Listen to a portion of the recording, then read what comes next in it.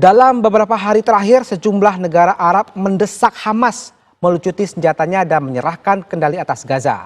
Desakan tersebut disampaikan setelah negara-negara barat termasuk Perancis dan Kanada akan mengakui kedaulatan negara Palestina. Seruan dukungan meningkat ketika kondisi kemanusiaan di Gaza memburuk. Sudah bersama kami di sini analis Timur Tengah Irfan Maulana. Selamat pagi Kang Irfan. Pagi. Menarik banget nih Kang ya, bahwa Hamas menolak untuk melucuti senjata sebelum mereka mengakui kedaulatan negara Palestina. Sebenarnya apa sih yang membuat Hamas ini bersekukuh seperti itu, Kang? Sebetulnya Hamas kan statement dalam statementnya menyatakan tidak akan melucuti senjatanya sampai Palestina merdeka. Baik. Nah ini kan seperti mana dulu ayam atau telur. Karena justru syarat perlucutan senjata Hamas itu menjadi syarat yang diajukan oleh negara-negara Uni Eropa. Baik. Dan banyak negara lain yang menyatakan komitmennya akan mendukung Palestina merdeka dengan konsep two state solution. Baik. Jadi ini mana dulu yang didahulukan. Baik. Yang pada akhirnya tercapai kompromi antara negara-negara Arab, Saudi Arabia, Liga Arab, dan negara-negara Eropa dan negara-negara Barat lainnya adalah bahwa negara-negara yang selama ini belum mengakui Palestina akan mengakui Palestina merdeka dengan konsep two state solution. Salah satu syaratnya adalah Hamas dilucuti. Oke. Dan diserahkan pemerintahan Gaza kepada otoritas Palestina. Baik. Itu yang menjadi, dan ini juga yang menjadi bagian dari deklarasi, poin penting dalam deklarasi New York 29 Juli yang lalu. Oke, menariknya Kang ya, dukungan kepada Hamas untuk melucuti senjatanya itu justru datang dari negara-negara Arab. Apakah Anda melihat negara-negara Arab ini mulai menurun solidaritasnya terhadap Palestina atau bagaimana? Begini. Ini ceritanya panjang. Sebetulnya salah satu persoalan yang dihadapi di Palestina itu adalah masalah perpecahan di internal Palestina sendiri. Baik. Terutama antara Hamas dan PLO atau antara Hamas dan Fatah yang menjadi faksi terbesar yang bergabung dalam Palestine Liberation Organization. Baik. Nah ini sudah sejak lama negara-negara Arab berupaya untuk menyatukan, mendamaikan kedua kubu tersebut. Salah satunya dilakukan oleh Saudi Arabia, negara yang dianggap menjadi negara terkuat di kawasan ya. Baik. Tahun 2007 itu seingat saya Raja Abdullah bin Abdul Aziz Al Saud itu pernah mempertemukan pemimpin Hamas dan pemimpin Fatah itu di Makkah. Baik. Bahkan sempat mau dipertemukan di depan Ka'bah, untuk rekonsiliasi, tapi itu gagal.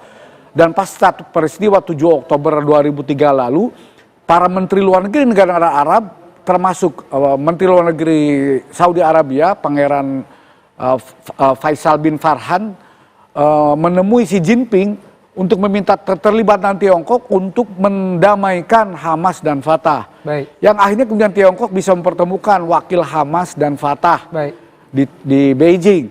Tapi prosesnya tetap alot walaupun mulai ada titik terang ya. Sampai saat ini proses itu masih alot. Baik. Sampai akhirnya kemudian ketika negara-negara Arab, khususnya Saudi Arabia bulan September 2024 lalu mendeklarasikan berdirinya koalisi global untuk Palestina merdeka. Baik. Gitu ya.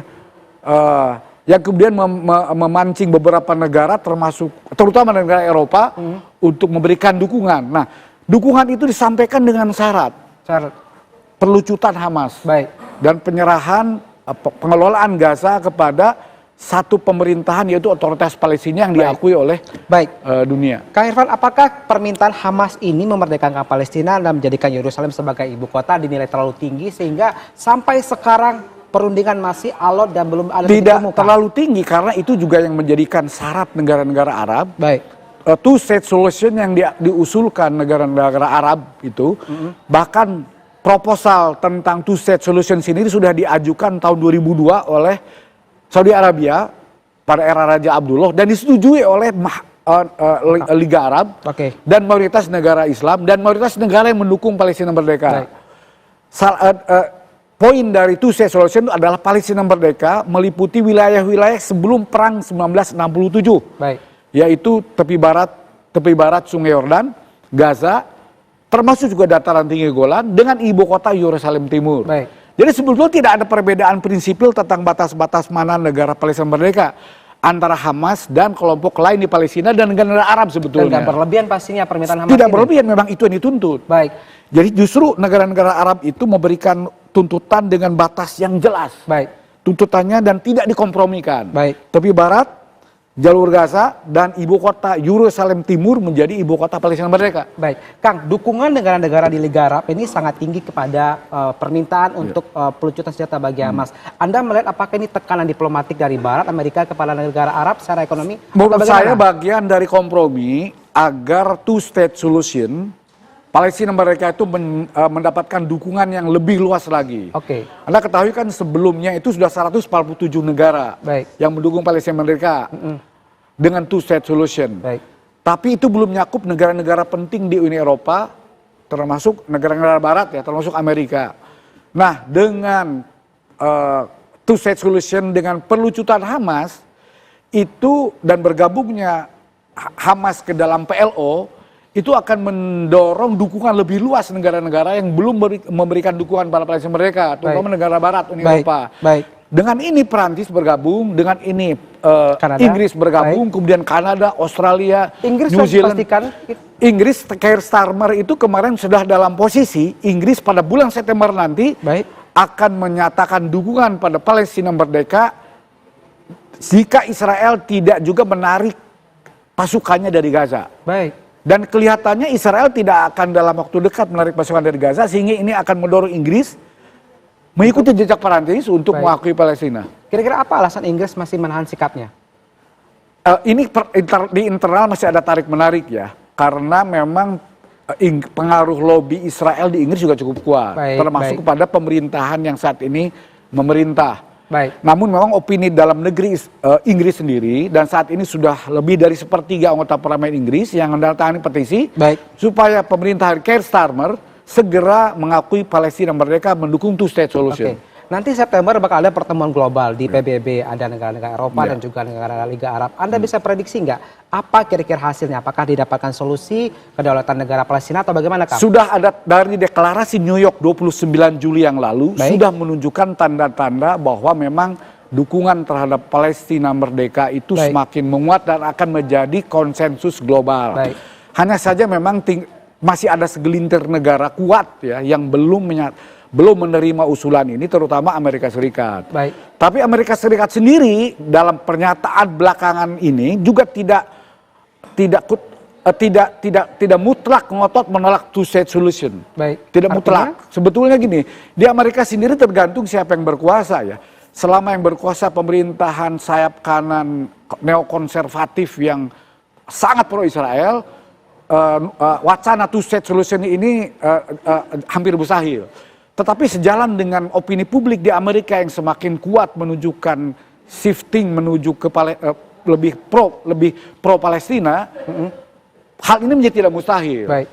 Di kalangan pemilih Partai Demokrat sendiri, survei terakhir menunjukkan bahwa mayoritas pemilih Demokrat sudah menunjukkan lebih pro Palestina. Nah, di pemilih Partai Republik, dukungan terhadap Israel semakin berkurang.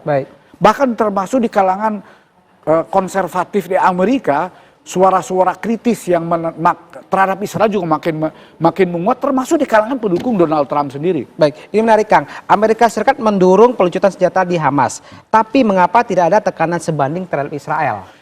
Nah, deklarasi New York 29 Juli yang lalu itu adalah tekanan yang sebanding buat Israel. Karena di situ juga selain ada tuntutan pelucutan senjata Hamas, juga ada tuntutan penarikan pasukan Israel dari wilayah pendudukan, khususnya Gaza, dan tercapainya gencatan senjata. Dan ini merupakan salah satu tahap untuk pengakuan kedaulatan Palestina di Gaza, tepi barat, sebagai satu kedaulatan yang tidak terpisah. Jadi prinsipnya itu adalah Gaza dan tepi barat itu one government, one gun dan one law. Satu pemerintahan, satu angkatan bersenjata, dan satu hukum. Dalam satu negara berdaulat Palestina. Anda melihat Amerika sebagai mediator bisa bersikap netral atau Amerika Serikat sudah dinilai tidak. Jadi gini, berdirinya di deklarasi koalisi global Palestina bulan September 2024 lalu itu salah satu alasannya karena Amerika dianggap tidak netral, dianggap tidak gagal menjalankan fungsi sebagai mediator. Akhirnya Saudi dan negara-negara Arab mendeklarasikan koalisi global untuk Palestina merdeka. Baik, Kang Irfan, kita bicara mengenai bantuan kemanusiaan. PBB sudah menyalahkan Israel bahwa mereka yang memblokade kemudian terjadi pembantaian. Namun dibantah oleh Israel. Anda melihat Israel ini bohong atau bagaimana? 150% bohongnya, bukan 100% lagi. Karena gini, ini sudah pernyataan Amnesty Internasional, laporan PBB, relawan, media, semua termasuk media Barat. Bahkan pemimpin Barat pun,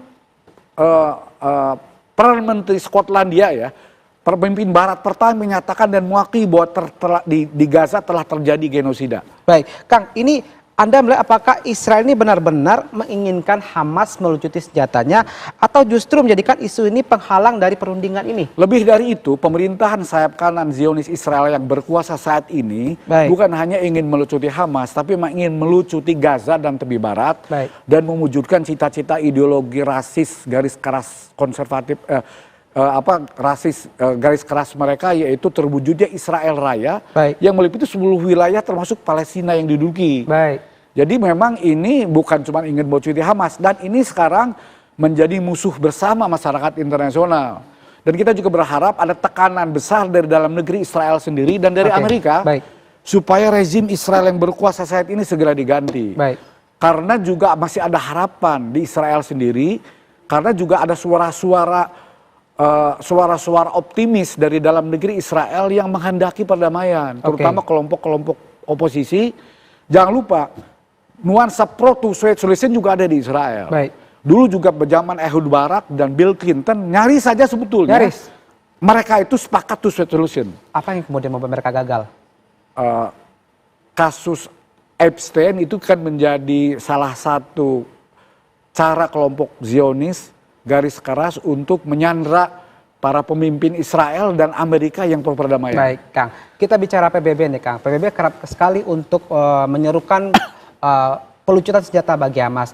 Ketika ini terjadi nantinya, apakah ada jaminan PBB untuk berlaku adil pada Palestina? Arti kata Palestina setelah dilucuti senjata, maksudnya Hamas setelah melakukan pelucutan senjata, apakah ada jaminan keadilan di sana bagi Hamas? Harus ada jaminan keadilan. Sebetulnya kan jaminan itu sebetulnya sudah disampaikan oleh negara Arab melalui rekonsiliasi Hamas dan Fatah dengan mengintegrasikan Hamas ke dalam PLO, organisasi yang diakui dunia menaungi semua kelompok perjuangan Palestina. Hamas belum termasuk bergabung dalam kelompok itu. Nah, dengan integrasinya Hamas ke dalam PLO dan mengakui pemerintahan bersama otoritas Palestina yang nanti menjadi pemerintahan Palestina, negara yang berdaulat dan anggota penuh PBB, tentu saja di situ akan terjadi proses rekonsiliasi. Baik, Irfan Maulana selaku analis Timur Tengah sekaligus jurnalis senior TV One, terima kasih atas kesempatannya pagi ini. Terima kasih, Kang, atas keterangan yang cukup berisi dan bernas ini.